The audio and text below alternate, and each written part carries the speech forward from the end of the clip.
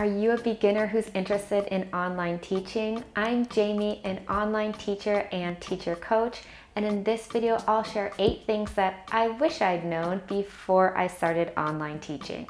And make sure you stay until the end because number 8 might surprise you. The first thing I wish I'd known about online teaching is that you need to work for more than one company.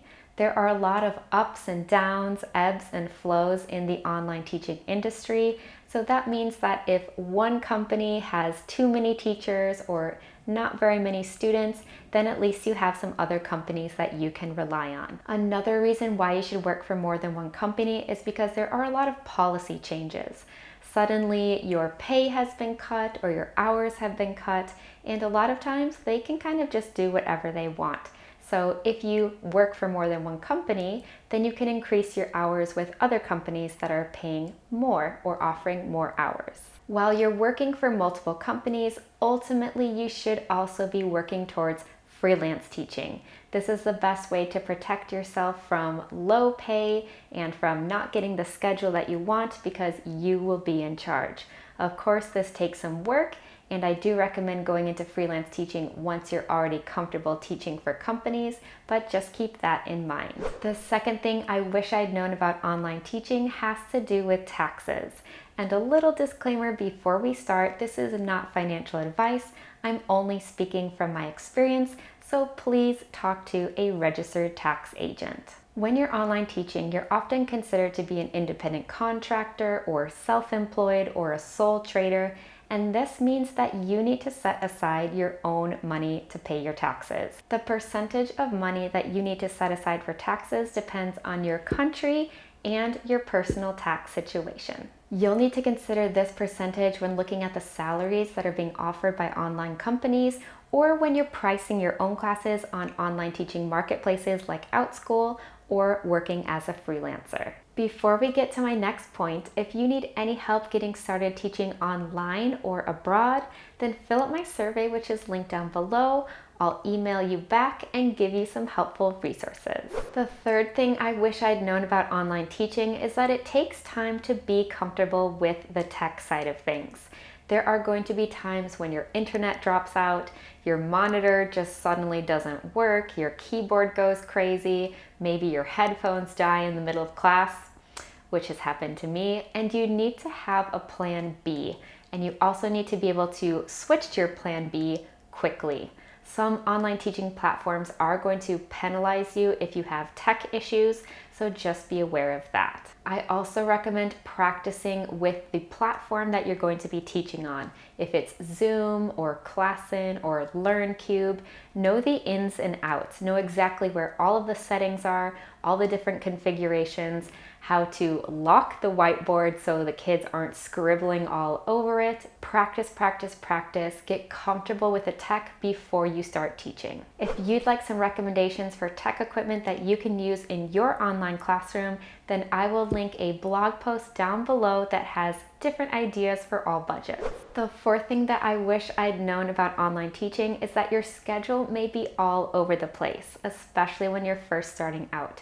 You'll probably want to open your schedule as much as possible, so you could have some random classes in the morning, a few in the afternoon, and some even late in the evening. If you're working a schedule like this, then it's not really the life of freedom that you were looking for, but give it some time.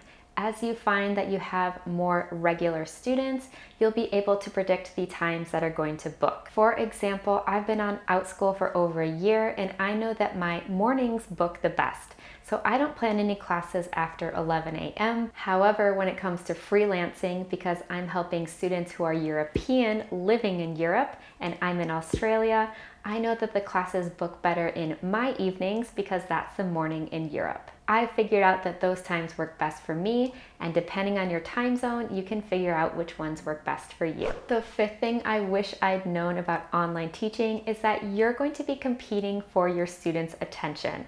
There are other family members and pets. Maybe there are deliveries at the door. There could be other devices, TVs, toys. Your lessons need to be engaging enough to capture the attention of your student. And with such a chaotic world going on around them, this is not easy. I like to use props and games, get my students moving, use their names, and this helps keep them engaged in the class. The sixth thing I wish I'd known about online teaching is you need to market yourself. It takes time to build an audience, and I think this can be very frustrating for teachers because we just want to teach. We don't want to spend time marketing. But this is very necessary if you're teaching on an online marketplace like Outschool or you're working as a freelance teacher. I recommend getting comfortable with Canva and then using this to create materials for marketing on social media.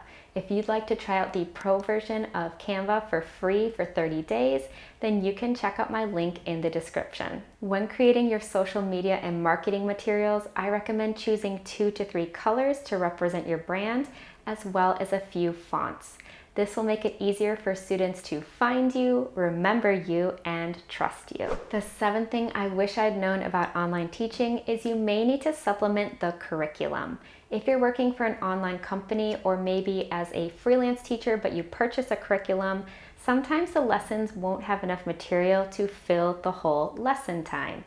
This is why I recommend going to the dollar store, picking up some cheap props, maybe getting some flashcards, some letters, some puppets, and you can also create your own materials and flashcards on Canva.